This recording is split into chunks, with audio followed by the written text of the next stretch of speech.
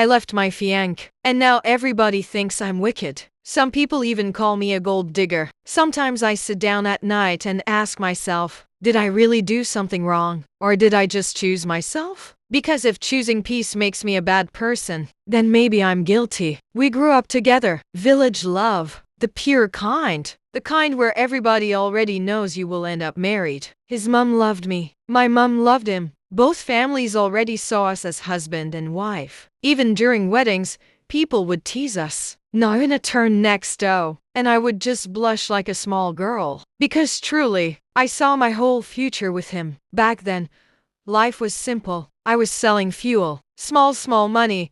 But it was mine. I've never liked asking a man for money. Even if I'm dying, I'll manage myself first. I loved that boss girl feeling. That independence. Meanwhile, he was hustling too. Nothing serious yet. But we were in love. Deep love. He was my first everything. First man I ever gave my body to. First man I trusted with my heart. So to me, he wasn't just my boyfriend. He was my husband already. Then one day, he said he wanted to travel abroad. America. I was so happy. I felt like life had finally remembered us. Before he left, he proposed. Came with drinks and his family. They even wanted to marry me immediately. But I said no. I told him, go and make money first. When you come back, we'll do it properly. I believed in him that much. After he left, I moved to town too. God blessed me. Better job. Better life. More money. I was comfortable. At first, I didn't even notice anything. Because I was okay. I liked taking care of myself. I liked feeling independent. So when he wasn't sending money,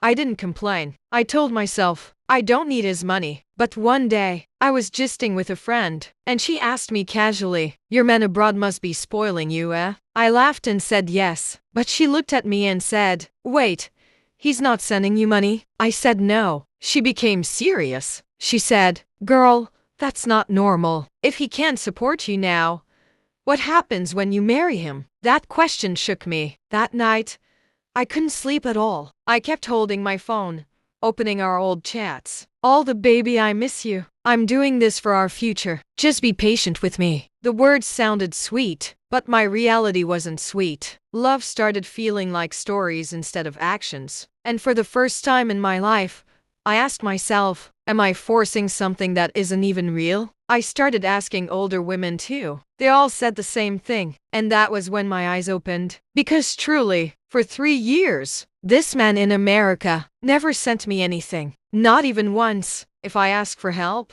complaints, excuses, stories, but no action. And the painful part was, it wasn't like he didn't have money. He had money. I would see his updates online. Designer clothes, new sneakers, wristwatches, restaurants, parties, living life, enjoying America. Sometimes he would even post shopping bags and caption it, God is good. And I would just stare at my phone like, so you're good like this, but you can't remember me? He would tell me, baby, I bought you a phone. I'll send it through my friend. Or, I got you clothes. Somebody is coming to Nigeria soon. But that friend never came. The phone never came. The clothes never came. Nothing ever came. It was always promises, never action. That was when it started hurting differently. Because it's one thing when a man doesn't have. It's another thing when he has, and still chooses not to give you. Slowly, I started feeling single in a relationship. Sometimes I would see other girls receiving alerts from their boyfriends. Small things, data money,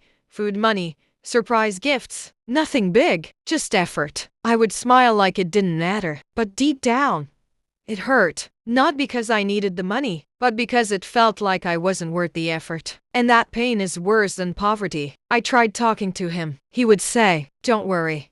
I have big plans for you. Big plans. But present zero. You can't eat big plans. You can't pay rent with promises. Still, I kept quiet because I loved him. Then one day, he disappeared. No calls, no texts. Days turned to weeks. I was scared. Then one afternoon, someone knocked on my door. I opened it and froze. It was him, but he looked broken, dirty, tired, like life had beaten him. He said they deported him. No money, no belongings, nothing. Just like that. Back to Nigeria. My heart broke. I felt so bad for him until he said something that changed everything. He said, "Well, you're working now. We can just get married and live on your income." Your income, not our income. Your income. That sentence kept ringing in my head. Because when you had money, you couldn't send me anything. Now you want to depend on me? That was when my eyes cleared. If this is how you treated me when you had money, what will you do when you have nothing? Marriage is not charity work. Love is not suffering. So I chose myself. And I left. But the insults started immediately. Gold digger, wicked,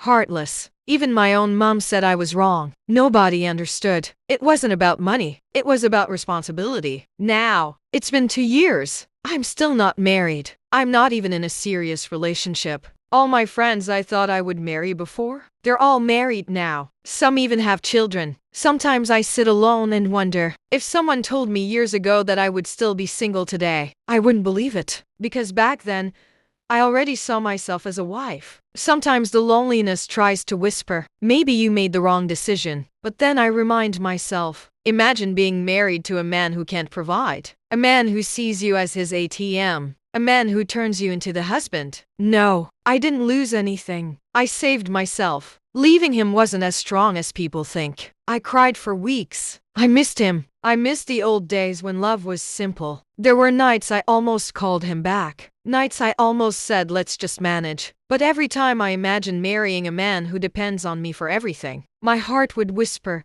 you deserve better than survival. You deserve partnership. Because sometimes, walking away is not wickedness. It's self-respect. If this story touched your heart, please like this video and subscribe to TMC The Marriage Chronicles.